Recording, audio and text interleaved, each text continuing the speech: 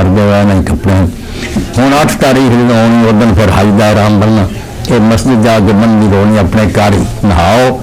नहाने के बाद 2 चादर पहने तो लब्बा शुरू कर मिना जाना मिना जाके उत्थे जोर असर मगरिब इशा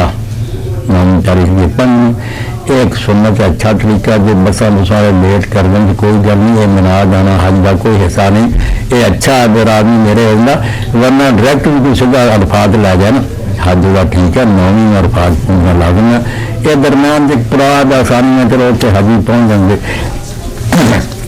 9वीं तारीख भी फजर के फिर तकबीरां भी शुरू हो गई लब्बैक भी नाल ते अल्लाह अकबर ला इलाहा इल्लल्लाह वल्लाहु अकबर वलिल्लाहिल हम्द ए विचे लब्बैक विचे कहेंगे अरफात चले जान अरफात दे विच पहुंच के उत्थे 2 नमाज़ां ज़ोहर असर इकट्ठियां पढ़नियां भावें जमात नाल ते मिलन ते भावें अपने अपने डेरिया के गल छड़नी कईयां ने आखना जी असीं कल्ली कल्ली पढ़नी गलत गल है कल्ला भी पढ़े ते जोर दे 2 फर्ज उसे उठ के असर ले लो ये दोवें नमाज़ां देनियां मुका